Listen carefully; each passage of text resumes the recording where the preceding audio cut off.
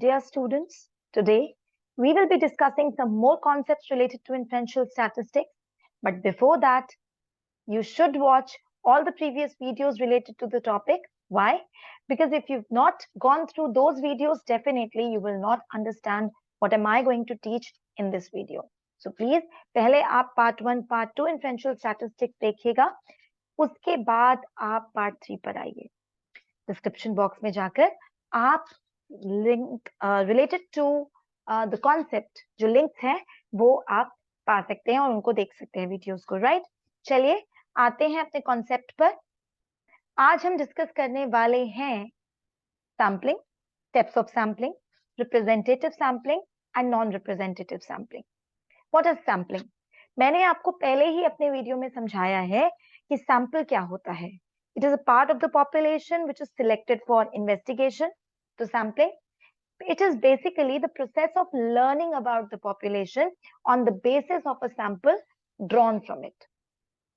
In sampling technique, instead of every individual of the population, only a sample is studied and the conclusions are drawn about the population. Definitely, हम यही कर रहे हैं, population का subset निकालते हैं, मतलब population जो होती है उसमें से एक sample निकाला जाता है और उस सैंपल पर इन्वेस्टिगेशन किया जाता है. बिकॉज अगर हम हर इंडिविजुअल पे काम करेंगे तो डेटा जरूर एक्यूरेट होगा, but it is going to be time consuming and sometimes it's not possible also.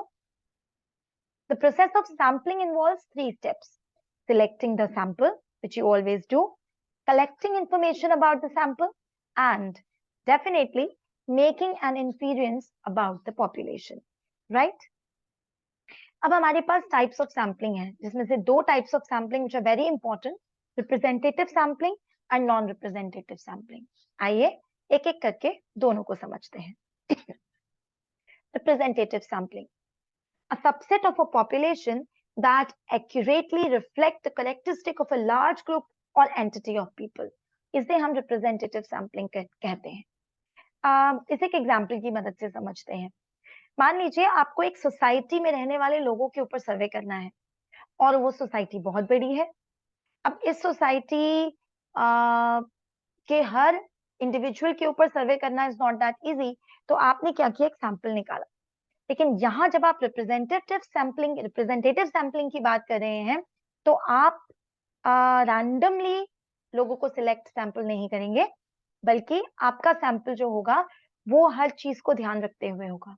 मतलब सोसाइटी की बात हो रही है तो सोसाइटी में बहुत सारी फैमिलीज रहती हैं. हर फैमिली में से कुछ फैमिलीज होंगी जहाँ पे बुजुर्ग भी रहते होंगे, कुछ फैमिलीज में छोटे बच्चे होंगे, कुछ फैमिलीज में टीनेजर्स भी होंगे. राइट, कुछ फैमिलीज में मिडिल एज लोग भी होंगे. नॉर्मली हम कहते हैं ना अंकल आंटी, उनके 2 बच्चे और उनके मम्मी पापा, और या फिर हो सकता है ग्रेट ग्रैंड पेरेंट्स. तो अगर हम रैंडमली सैंपल निकालते हैं तो the things are going to be quite the data won't be accurate and definitely the conclusions won't be correct. Inferences सही नहीं होंगे. तो हम क्या करेंगे, हम ध्यान रखेंगे कि जब हम अपना सैंपल कलेक्ट कर रहे हैं तो उस सैंपल में कुछ बच्चे भी होंगे, कुछ 60 इयर्स से ऊपर के लोग भी होंगे. अगर 80 साल के ऊपर के लोग भी सोसाइटी में रहते हैं तो कुछ उधर से भी सिलेक्ट किए जाएंगे, कुछ टीनेजर्स, कुछ मिडिल एज लोग. तो इस तरह से हमें प्रोपोर्शनैलिटी का ध्यान रखना होगा.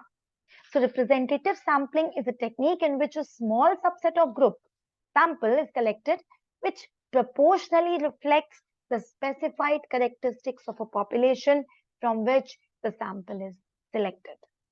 Right? तो नॉन रिप्रेजेंटेटिव सैम्पलिंग क्या हुई? इसे हम रैंडम सैम्पलिंग भी कहते हैं.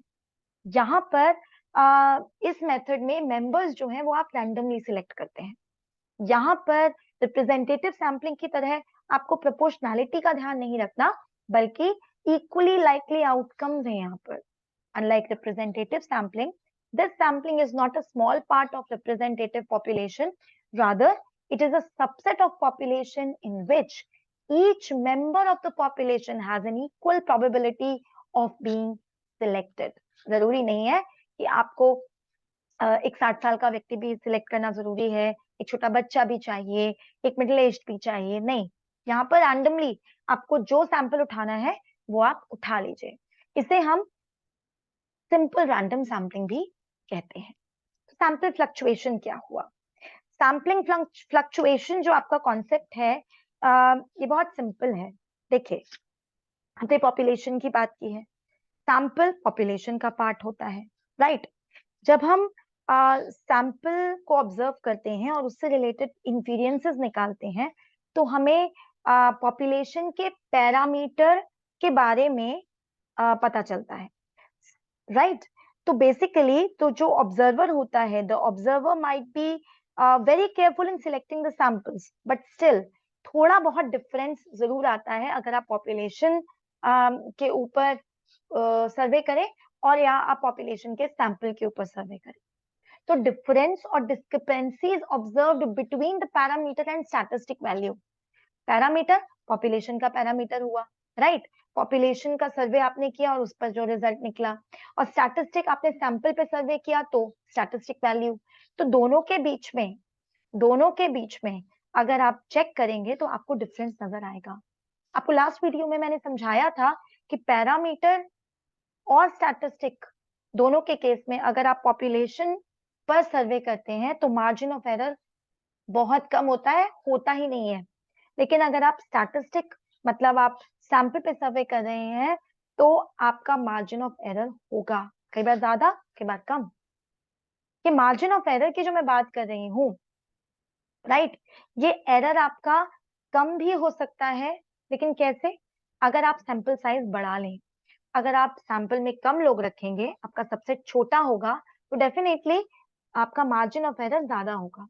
लेकिन अगर आपका सबसेट में आपके मेंबर्स ज्यादा होंगे उस पॉपुलेशन के, तो डेफिनेटली आपका मार्जिन ऑफ एरर जो है वो कम होता जाएगा। So the errors can be minimized by increasing sample size and adopting proper sampling techniques. A sample with minimum sampling error is said to be the best representative of the population. I hope I'm clear. In the next video, we will be discussing some more topics related to the concept.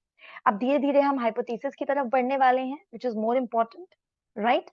So don't forget to watch my next upcoming videos, and don't forget to share these videos with your partners and friends, because जल्दी ही आपको इनकी जरूरत है और आपको पढ़ाई करनी है और समझना है।